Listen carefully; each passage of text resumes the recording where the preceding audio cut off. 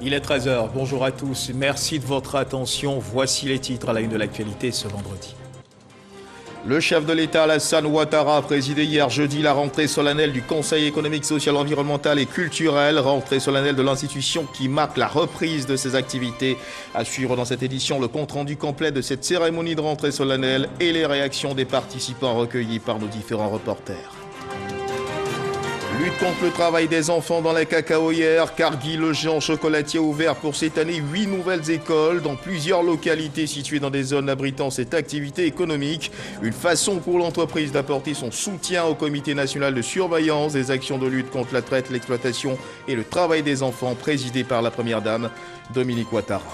Sommet extraordinaire de la CEDEAO portant sur la situation au Burkina Faso, sommet qui se tient en visioconférence et auquel prend part le chef de l'État Alassane Ouattara. Il sera question d'évaluer l'évolution de la situation au Burkina Faso afin de tirer les conséquences et de prendre des mesures. Voilà pour l'essentiel.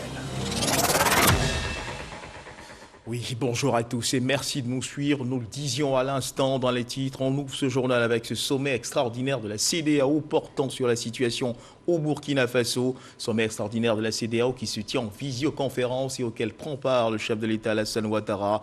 Il sera question d'évaluer la situation au Burkina Faso et surtout, afin de surtout d'en tirer les conséquences et de prendre des mesures. Un sommet présidé par le président en exercice de la CEDEAO, le président ghanéen Nana Akufo-Addo. La CEDEAO qui, rappelons-le, condamne fermement ce coup de force des militaires qui marque un recul démocratique majeur au Burkina Faso. Coup d'État militaire survenu le lundi 24 janvier dernier. Le résumé de ce sommet extraordinaire de la CEDEAO portant sur la situation au Burkina Faso à suivre certainement dans nos prochaines éditions. Autre titre de cette actualité de ce journal, hier jeudi était jour de rentrée solennelle au Conseil économique, social, environnemental et culturel. Une rentrée solennelle qui s'est déroulée en présence du chef de l'État, Alassane Ouattara, rentrée solennelle de la 13e mandature de l'institution qui marque la reprise de ses activités après la nomination le 4 janvier des 115 membres qui la composent à Ouattouré.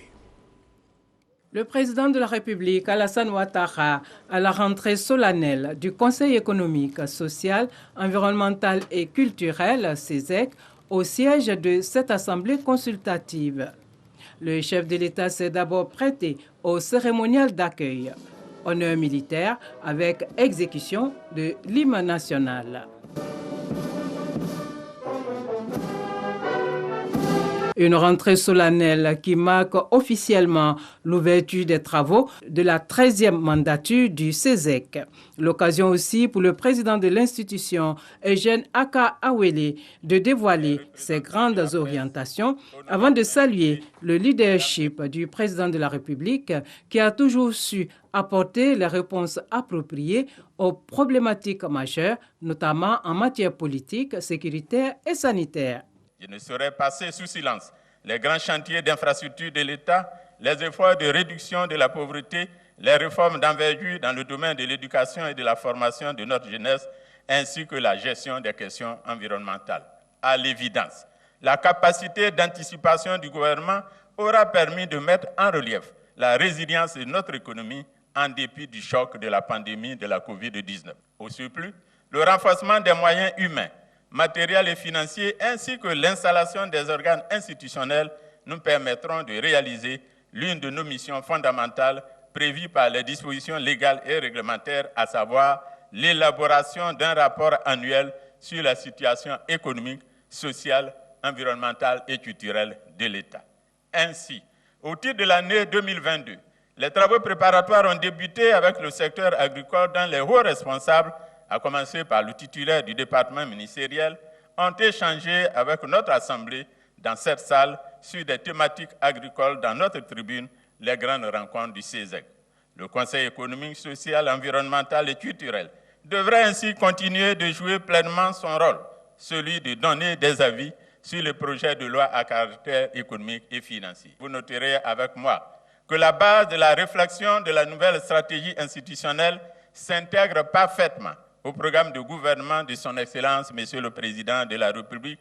En effet, le thème de nos réflexions, développement de l'économie sociale et solidaire, n'est ni plus ni moins que la déclinaison du programme de gouvernement d'une Côte d'Ivoire solidaire. Au thème de la cérémonie, le président de la République, Alassane Ouattara, a félicité le président du CESEC, Eugène Aka Awele, pour les nouvelles orientations qu'il entend donner à l'Assemblée consultative qu'il dirige et pour son engagement constant pour le bien-être des populations. Vous savez, c'est un homme d'expérience. Je dirais que c'est l'homme qu'il faut à la place qu'il faut. Et comme vous l'avez constaté, la pandémie du Covid est maintenant un sujet de préoccupation. Le président a été ministre de la Santé, il est président de région, c'est un homme d'expérience. Et l'élargissement des attributions du Conseil économique social pour aller vers l'environnement et le culturel avait besoin de quelqu'un qui a une expérience diversifiée. Et je compte beaucoup sur lui pour redynamiser le Conseil. Je voudrais vous féliciter et aussi rendre hommage à vos prédécesseurs. Donc, nombreux sont les amis.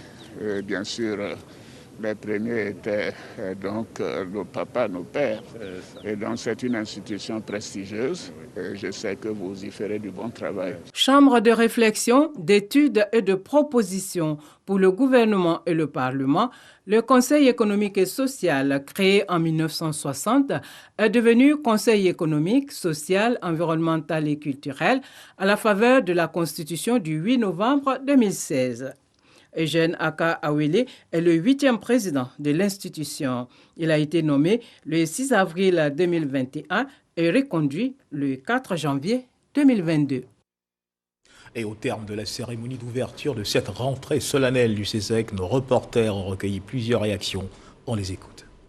Un sentiment de joie et justement et d'engagement à prouver que je suis prête à vraiment m'engager pour le bon développement de mon pays. Nous allons travailler d'arrache-pied pour que la transition de l'économie informelle vers le formel soit, pour que effectivement toutes les institutions qui participent à bonifier, à tonifier l'économie sociale, qu'elles puissent se développer pour que effectivement notre économie se porte mieux. Le Conseil économique, social, environnemental et culturel est une institution clé de la République et qui se donne un programme ambitieux pour être au service des Ivoiriens et conseiller par des avis fort motivés et des avis d'experts le gouvernement dans sa politique de promotion et de bien-être de la population. Nous y sommes nouvellement nommés, mais en notre qualité de président de parti, nous avons déjà réfléchi sur la plupart des questions concernant le social, l'économie, l'environnement, la société et la culture. Et nous comptons justement apporter notre vision dans la résolution des préoccupations des populations concernant ces questions-là. Nous sommes heureux d'être dans cette institution. Le président demande une fois de plus qu'il fait confiance à la jeunesse. Nous venons dans cette institution pour l'enrichissement du débat démocratique.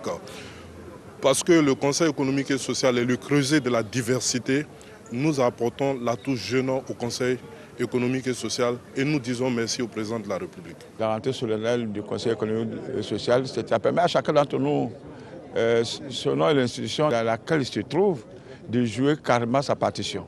Nous avons des institutions complémentaires et cette complémentarité ne peut que renforcer le pas progressif de la marche de la Côte d'Ivoire.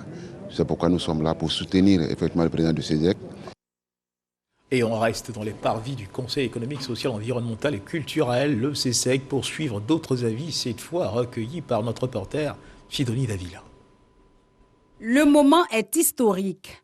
Pour le Conseil économique, social, environnemental et culturel, CESEC. Cette rentrée solennelle marque le point de départ des activités de sa 13e mandature en présence du président de la République, Alassane Ouattara. Un cachet fort pour les conseillers. Le président du CESEC nous l'a dit tout à l'heure, nous sommes comme des juges de touche dans un match de football qui, par moment, interpelle le juge central, si j'ose dire ainsi, qui est le président de la République, sur la mise en place des institutions fortes et crédibles. Et je suis d'autant plus heureux que cette rentrée solennelle s'est faite sous l'autorité du chef de l'État, toute chose qui indique que le président de la République accorde une grande importance à cette structure qu'est le Conseil économique. Nous allons entrer dans une aventure exaltante avec le président Awele et nous allons faire du bon travail. Nommé par décret le 4 janvier dernier par le président de la République, les conseillers entendent apporter leur contribution aux travaux de par leurs différentes expériences. Le conseiller, le CESEC, dans sa position de conseil social, va bien sûr intéresser le domaine de la santé. Membres du corps de la santé, nous allons apporter notre expérience, notre contribution, n'est-ce pas, à l'amélioration de l'état de santé de nos populations. On sait que la Côte d'Ivoire a beaucoup bénéficié des résultats de la recherche. Cependant, les retombées des résultats de la recherche devraient aller dans les deux sens. Alors, notre contribution, c'est de faire en sorte que la recherche agronomique soit prise en compte vraiment dans les secteurs agricoles, tout confondu. Nous allons faire en sorte que les recommandations aillent dans ce sens-là. Vous savez, il y a plusieurs enjeux à relever au cours de cette mandature. Et dans le domaine de l'environnement et de la culture surtout, il y a pas mal de points à apporter avec certaines séances que nous avons déjà eues en amont de cette rentrée solennelle. Donc il y a pas mal de dossiers sur lesquels nous allons tabler. C'est vrai que les règles sont définies à l'avance, mais maintenant nous attendons d'être sur le terrain pour pouvoir les appliquer. À côté du président de la République, le Premier ministre Patrick Achi, des membres du gouvernement, des présidents d'institutions, des diplomates et autres personnalités ont pris part à la cérémonie. On note la présence effective des institutions sœurs telles que le Niger, le Bénin, la RDC à cette rentrée solennelle. Cette coopération doit se poursuivre forcément. D'abord par les signaux tracés par nos deux chefs d'État. Le président, son excellent le président Alassane Ouattara et le président Patrice Talon du Bénin. Nous devons les respecter. Ce qui m'a fortement impressionné, c'est le portage politique de cette institution. C'est l'appui politique dont joue cette institution. Je vois que le président de la République a fait le déplacement pour marquer, n'est-ce pas, de son attention et de tout son appui au Conseil économique. Et je pense que cela va contribuer certainement à l'essor de l'institution. L'ensemble des conseillers et les bureaux sont nommés par le président de la République, c'est-à-dire qu'ils ont la confiance et la stabilité pour 5 ans. Ce qui n'est pas le cas pour nous, parce que nous, c'est le système électif et ça peut basculer en fonction des intérêts immédiats. Donc j'apprécie ce qui se passe ici. Développement de l'économie sociale et solidaire est le thème qui conduit la 13e mandature du CESEC. Et on change de registre pour parler cette fois de cacao culture, rémunérer les producteurs de cacao qui remplissent des critères de durabilité et de bonnes pratiques agricoles. C'est l'objectif que vise ce nouveau programme lancé sur le plan mondial par le géant suisse de l'agroalimentaire, Nestlé. Pour ce qui concerne la Côte d'Ivoire, la cérémonie de lancement de ce programme s'est tenue hier jeudi à l'Hôtel Ivoire. C'était en présence du chef du gouvernement Patrick Achi et du ministre d'État, ministre de l'Agriculture et du Développement rural, Cheikh Koné. Monsieur Kwasi Ngessa-Paul. D'accord. Monsieur Kwasi, on va tout de suite vous faire une transaction. C'est depuis son village de Tafissou, dans la localité de Djekanou, que le producteur de cacao Kwasi Paul reçoit en direct d'Abidjan une prime de 130 000 francs CFA pour avoir respecté les bonnes pratiques agricoles dans sa coopérative. Une première dans la filière cacao en Côte d'Ivoire. Ce geste, loin d'être une action isolée, s'inscrit dans le cadre du programme d'accélération des revenus des producteurs ivoiriens initié par le groupe Nestlé. Aujourd'hui, c'est un programme, simplement dit, c'est un programme un peu innovatrice, on peut dire, parce que ça concerne des transferts directs auprès des producteurs et de leur épouse individuellement, en fonction de leur comportement. C'est comme une petite prime, on peut dire, pour inciter quelques changements de comportement. Dans la pratique, le programme garantit une prime de plus de 300 000 francs CFA par an. Pour recevoir cet argent, les agriculteurs devront non seulement envoyer leurs enfants à l'école, mais aussi tailler les cacaoyers, planter des arbres d'ombrage et diversifier leurs revenus par le recours à d'autres cultures ou à l'élevage. Une initiative inédite dont la pertinence a été saluée par le ministre d'État, ministre de l'Agriculture et du développement rural. Je voudrais à présent adresser mes félicitations et encouragements à la Direction générale de Nestlé Côte d'Ivoire pour son soutien aux actions du gouvernement ivoirien dans sa politique de durabilité dans le secteur du cacao. Je reste convaincu que les résultats de ce programme permettront aux producteurs de cacao de voir leurs conditions de vie améliorées tout en préservant l'écosystème et en renforçant la protection des enfants. Pour son caractère historique, le lancement du programme s'est effectué en duplex entre Abidjan et Vevey en Suisse, d'où Marc Schneider, président directeur général de la firme suisse, s'est dit engagé aux côtés du gouvernement pour contribuer à la construction d'un avenir meilleur pour les producteurs. Pour sa part, le Premier ministre Patrick Kachis s'est dit préoccupé par une rémunération plus juste et valorisante du producteur, cheval de bataille de son gouvernement. Si vous ne trouvez pas le moyen, d'une façon ou d'une autre, d'améliorer de façon significative ce revenu, vous êtes dans une situation qui est difficile. Et donc, voilà pourquoi le programme que vous lancez, mais également les actions que mène le gouvernement, s'orientent tous vers l'amélioration des revenus des familles et des populations qui vivent de l'agriculture, du cacao, mais également de métiers divers liés au cacao. Dans sa phase pilote, ce programme a soulagé 1000 ménages repartis dans 2 coopératives. Pour la prochaine phase, 16 coopératives seront concernées pour environ 10 000 ménages. Le groupe suisse va investir plus de 800 milliards de francs CFA dans ce programme d'ici à 2030. Des écoles proches des enfants qui grandissent dans les zones cacaoyères, c'est l'idée transformée en acte par l'entreprise Cargill. Le géant chocolatier a ouvert pour cette année 8 nouvelles écoles dans plusieurs localités situées en zone cacaoyère. Une façon pour l'entreprise d'apporter son soutien au Comité national de surveillance des actions de lutte contre la traite, l'exploitation et le travail des enfants présidé par la première dame Dominique Ouattara. Une remise symbolique de ces bâtiments a eu lieu dans le village de Yakasseme. Mama Traoré. À moins de 50 km d'Abidjan, la sous-préfecture de Yakasseme, dans le département d'Adzopé, abrite désormais un symbole. Cette école primaire de 6 classes, l'établissement matérialise le soutien de l'industrie cacaoyère aux actions menées par la première dame de Côte d'Ivoire pour lutter contre le travail des enfants en milieu rural. C'est une réalisation de l'entreprise Cargill en partenariat avec la coopérative agricole Socan. Chez Cargill, nous avons des valeurs qui sont très humaines. Nos valeurs sont mettre les personnes avant tout, aller plus loin et surtout faire ce qui est bien. Et nous essayons de mettre en pratique ces valeurs tous les jours.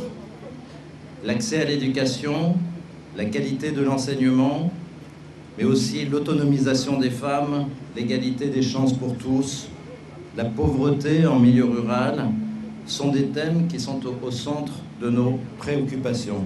Dans cette nouvelle école, les cours ont déjà démarré depuis le début de l'année scolaire. C'est un soulagement pour ce village de 24 000 âmes, mais aussi pour le système éducatif. En 2020-2021, plus de 30 000 enfants n'ont pu accéder au CP1 faute de place. Notre offre d'infrastructures scolaires peine à contenir la demande d'éducation. L'on comprend dès lors toute la pertinence et toute l'importance de la cérémonie de ce jour qui célèbre la contribution d'un partenaire, que dis-je, de partenaire du système éducatif à l'accroissement de l'offre éducative.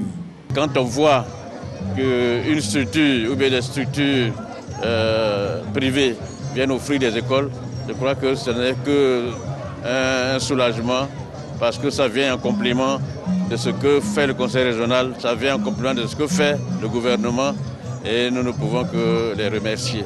On dit qu'il y a un effectif pléthorique dans les salles et l'autre inconvénient de l'insuffisance de capacité, c'est que nous sommes obligés d'inscrire nos enfants à l'âge de 7 ans, voire 8 ans. Nous sommes très heureux de recevoir cela. Outre Yakasseme, Cargill a aussi construit des écoles dans les villages de Loafla, Ouarebota, Bolugue, Léoncro, Cambelesso, Lolinto et Bronguessan, soit un total de 8 établissements mis à la disposition des communautés rurales.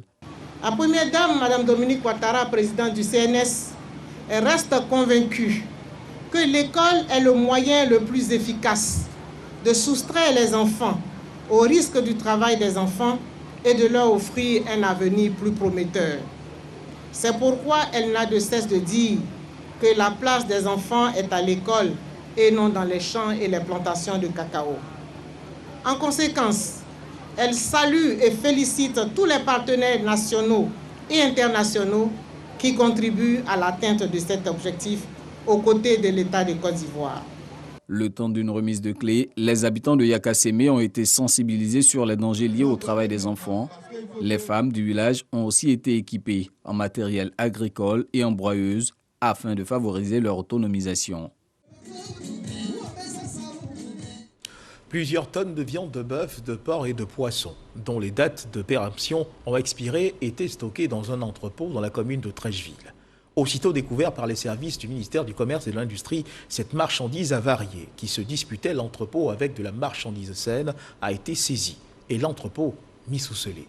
Ces différents produits seront tous livrés au feu ou détruits d'une quelconque façon, une marchandise estimée à plus de 10 millions de francs CFA. Jean-Jacques Ouaméala. Plusieurs tonnes de produits avariés d'une valeur de plus de 10 millions de francs CFA ont été saisies par le ministère du Commerce et de l'Industrie et le ministère des Ressources animales et halieutiques. Ce sont entre autres de la viande de bœuf, de porc et du poisson. Après la découverte de ces produits avariés, l'entrepôt situé dans la commune de Trècheville a été mis sous scellé. Cette opération s'inscrit dans le cadre de la lutte contre la fraude et la protection de la santé publique. Les conditions de vente et d'entreposage de ces produits ne respectent pas les normes sanitaires. Nous avions observé plusieurs infractions liées à l'environnement sanitaire. Ça fait plusieurs moments que cette chambre-là n'a pas fait l'objet de villes sanitaires et de nettoyage des infections. Tout opérateur est responsable de la qualité sanitaire des produits qu'il met sur le marché. Et ça, c'est une obligation légale des opérateurs. L'entrepôt dans lequel cette découverte a été faite renferme en son sein de la viande avariée, mais aussi de la viande saine, ce qui constitue une infraction selon le ministère du Commerce. En pareille situation, il est interdit qu'un opérateur économique puisse procéder à la commercialisation de la viande de cette nature, sachant très bien que cette viande présente des dates de péremption atteintes. Et là, c'est une infraction. Et je peux vous dire que la sanction va jusqu'à une centaine de millions. Nous avons besoin de l'implication de la population pour que de telles situations ne puissent pas se reproduire. Afin d'éviter d'intoxiquer les consommateurs, ces produits impropres à la consommation seront détruits. Et puis la Covid-19 qui continue de circuler dans notre pays à suivre l'évolution de la maladie en Côte d'Ivoire.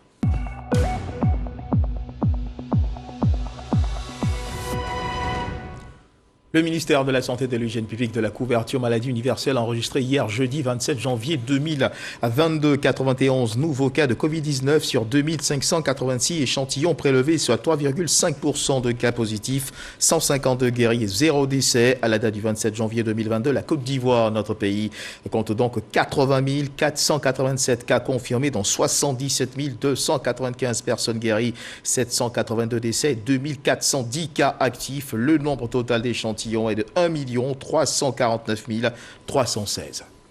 Ce qu'il faut également savoir, c'est qu'un nouveau module intègre les curricula de formation de l'INFES, l'Institut de formation sociale. Son intégration devrait contribuer au renforcement de la protection des victimes de traite de personnes. Dans le cadre de sa remise officielle, une délégation de l'Union européenne d'Expertise France s'est rendue dans les locaux de l'INFES. Nous y reviendrons certainement dans nos prochaines éditions. Issu de la 8e promotion du droit international en droits de l'homme et de la première promotion de session de formation des droits des femmes, 212 auditeurs de l'Université des droits de l'homme d'Abidjan ont reçu leur parchemin. C'était en présence du président du Conseil économique, social, environnemental et culturel, le docteur Eugène Akawele. Angela Diallo, Sidonie Davila. Les auditeurs de la 8e promotion du droit international des droits de l'homme et ceux de la première promotion de la session de formation des droits des femmes de l'Université des droits de l'homme d'Abidjan. Ils ont reçu leur certificat de fin de formation. Parmi eux, 140 ont suivi les cours sur les droits de l'homme et 72 autres ont été formés sur les droits des femmes. Ce certificat représente pour nous une feuille de route qui nous indique la légitimité de notre mission de promotion et de défense des droits de la femme partout où besoin se fera sentir. Aujourd'hui, après cette formation, nous pouvons mieux comprendre certaines réalités. Nous pouvons dire humblement que nous sommes aujourd'hui des défenseurs des droits de l'homme.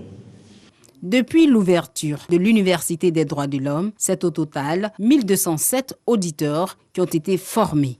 Les droits de l'homme sont des éléments qui rythment notre quotidien. Et nous sommes fiers que de plus en plus, les gens s'intéressent à la thématique et ça ne fait qu'accroître le nombre de défenseurs des droits de l'homme dans notre pays.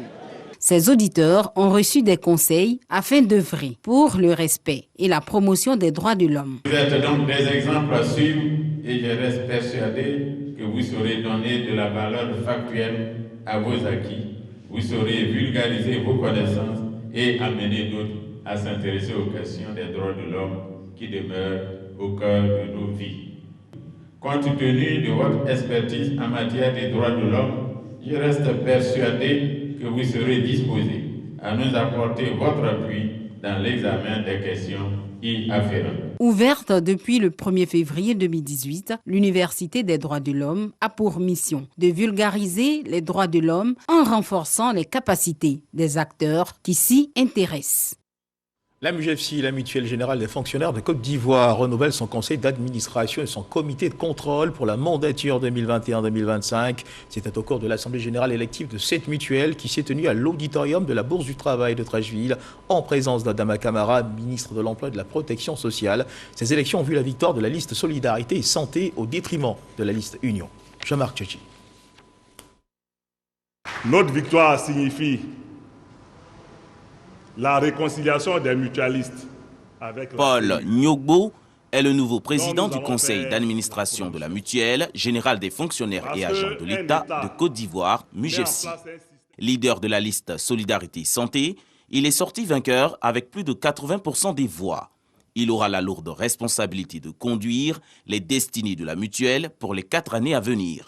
Les 10 nouveaux membres du conseil et les 3 élus du comité de contrôle s'engagent à faire des réformes. Les produits optionnels qui portent à mal le portefeuille du fonctionnaire seront supprimés parce que la mutuelle n'est pas une assurance. Le comité électoral national de la MUGEFSI, dirigé par Colette Koné, s'est félicité du bon déroulement du vote réalisé par les 300 délégués élus représentant les membres participants des régions et districts du pays. Aujourd'hui, c'est une grande satisfaction pour nous d'avoir atteint cet objectif que nous nous sommes fixés et qui a été la vision de Monsieur le ministre de l'Emploi et de la Protection sociale.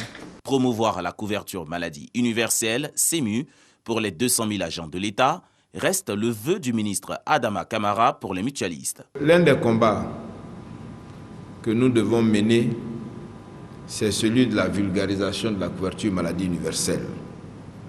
Oui, la couverture maladie universelle est une bonne chose. Et vous, les fonctionnaires et agents de l'État, vous devriez être fiers de dire c'est parce que la MUGEFSI marchait bien qu'on a voulu qu'à l'instar de la MUGEFSI, tous les résidents en Côte d'Ivoire puissent être soignés s'ils tombent malades. L'Assemblée générale, l'organe suprême de la MUGEFSI, se réunit en session ordinaire au moins une fois par an pour délibérer sur la gestion courante de la mutuelle. Voilà l'actualité qui est aussi marquée par la Coupe d'Afrique des Nations de football qui se déroule au Cameroun.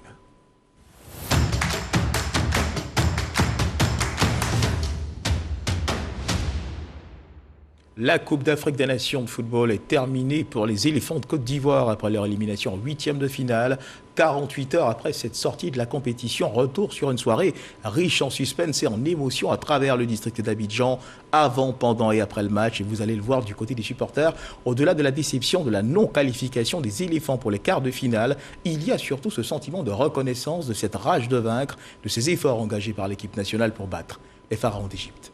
Reportage. La Coupe d'Afrique 2021 ne viendra malheureusement pas en Côte d'Ivoire. Du moins, pas cette année. Les éléphants de Côte d'Ivoire sont tombés face aux pharaons d'Égypte. Malgré la déception, les supporters ivoiriens ne se laissent pas gagner par le découragement. On a très bien joué. Jusqu'à la prolongation, on a très bien joué. Mais dans tout chose, il y a toujours un gagnant et un perdant. Je félicite les Ivoiriens, les éléphants. Ils ont eu un très bon jeu. Mais question de pénalty là, c'est une question de chance. Des supporters ivoiriens, comme à l'accoutumée, se sont retrouvés dans des espaces de circonstances pour suivre le match. Comme c'est le cas au parc des sports de Trècheville. Prolongation, temps réglementaire. Et ils sont toujours confiants. Même si les Ivoiriens ne gagnent pas, ils seront toujours avec eux. On gagnera aujourd'hui. Instant fatidique et insupportable des tirs au but. Suspense, cris, soupirs et hurlements. Eric Bailly, le défenseur central des éléphants, rate son tir. Suspense. L'angoisse se lit sur les visages. L'espoir est tout de même au rendez-vous. Cela jusqu'à ce que Mohamed Salah marque l'ultime tir qui envoie les Égyptiens en quart de finale. Déception, désolation, chacun regagne son domicile. Les éléphants footballeurs sont éliminés, certes, mais ont montré un visage des plus dignes. Même des amis de la Côte d'Ivoire reconnaissent les efforts fournis par la sélection ivoirienne. Je suis Nigeria, je compte sur Nigeria, je compte sur la Côte d'Ivoire aussi. Tout ici là me fait mal depuis matin. C'est Dieu qui a voulu. Sinon les Ivoiriens ont joué. Ils ont bien joué même. La Côte d'Ivoire était bien en forme, a bien poussé. Les prolongations, il ne nous a pas manqué grand-chose, on terminé fort. Donc forcément, les tirs au but, c'est une loterie. Ça n'a pas souri à la Côte d'Ivoire, c'est bien dommage. Beaucoup de déceptions, mais les joueurs ont répondu présent, ils ont été là. Ne dit-on pas que découragement n'est pas ivoirien. Ces éléphants-là sont une bonne graine. Il faut préparer la CAN de 2023 qui se déroulera en Côte d'Ivoire avec bien évidemment les éléphants de Côte d'Ivoire. Voilà, la victoire sur l'Égypte se fera certainement un autre jour, mais en attendant, la compétition, elle se poursuit avec le début demain, samedi 29 janvier 2022, des quarts de finale avec deux oppositions. La Gambie qui sera opposée au Cameroun sur le coup de 16h, le Burkina Faso qui sera opposé à l'équipe de la Tunisie sur le coup de 19h. C'est sur cette information que se referment les pages de cette édition. Merci de nous avoir suivis. Agréable début d'après-midi. Dieu garde la Côte d'Ivoire.